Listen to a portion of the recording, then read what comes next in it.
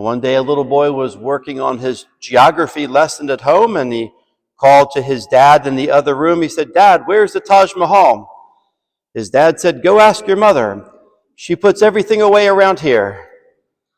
Well, the Taj Mahal is one of the great architectural wonders of the world in modern days, but the Temple of Jerusalem was one of the great architectural wonders of the Lord's time.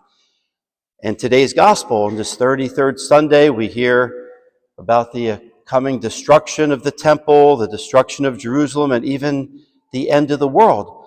As we approach the final week of the liturgical year, our readings are all apocalyptic about the end times and being prepared, being ready for whenever the Lord comes again. Today's gospel in St. Luke is about people telling Jesus, look how beautiful the temple is with all of the jewels and the gold and the marble and all the votive offerings. And Jesus predicts that it'll all be destroyed. And it's interesting to look a little about the history of the Temple of Jerusalem. The first one was thought about by King David, wanted to build a temple about the year 1000 BC. He accumulated all the materials, but God said, "No, you have shed too much blood. I want your son Solomon to build the temple." So Solomon built the first temple of Jerusalem that lasted several hundred years until about the 7th century before Christ, when the Babylonians destroyed that temple. Then, after the exiles came back from Babylon, they built the second temple under Ezra. And this lasted again for several hundred years until it was desecrated. But then in the 2nd century before Christ, Judas Maccabeus came and purified and rededicated the temple. But that was not this temple that the Lord saw. That was begun in 20 BC by King Herod. King Herod, called Herod the Great because he was a great builder. Certainly a rather evil man. He tried to kill Jesus as a baby. But King Herod wanted to build a temple. And so this was the magnificent temple that when the Lord saw the temple at about 30 AD, it had already been under construction for 46 years. It would not be completed until the year 63 AD, but then it would be destroyed in 70 AD by the Romans. But what did this temple look like? It covered 35 acres. It had a portico of 1,500 feet long, 160 pillars. Every pillar was 40 feet tall, made of pure white solid marble.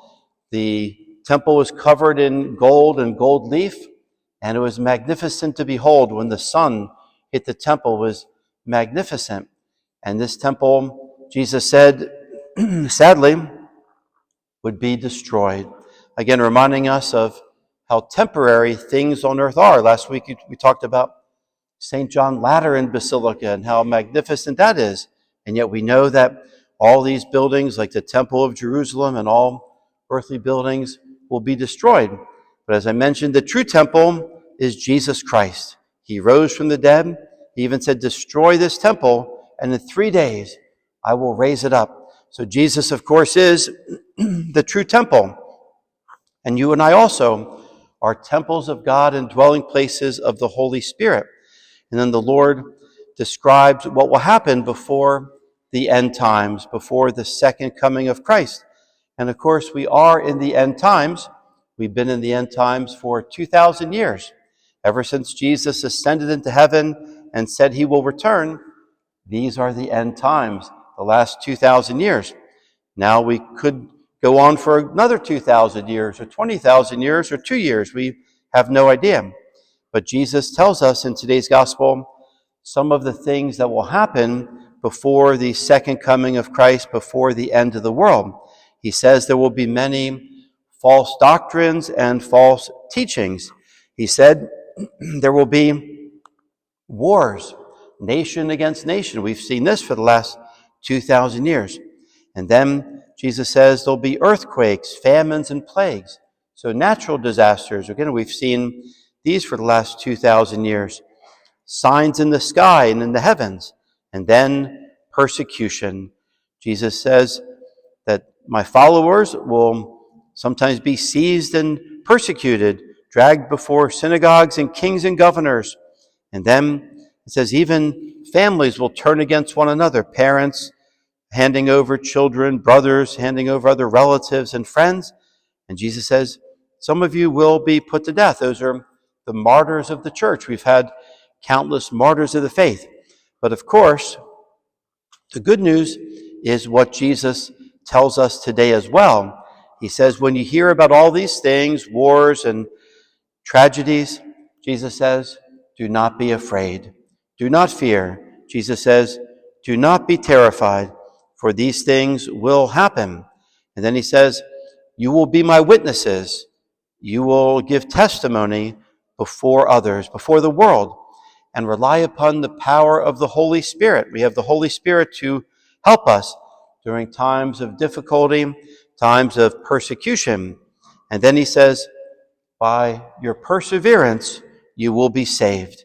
So that's what we're called to do, be witnesses, not to be afraid, rely upon the Holy Spirit, and persevere. Never give up the faith. And Jesus gives us these comforting words, not a hair on your head will be destroyed. How do we understand that? Because we know the martyrs were killed, some by being thrown to the lions, others by being beheaded, others by crucifixion. What is Jesus referring to?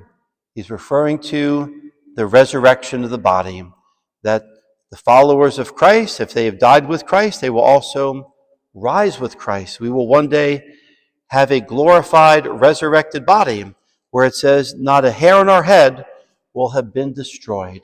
We will receive our glorified body if we are faithful to Christ and live in the state of grace and die in the state of grace and continue to pray, continue to go to church, to be close to the Lord, that when we die at the end of time, Jesus will even raise up the bodies of the martyrs.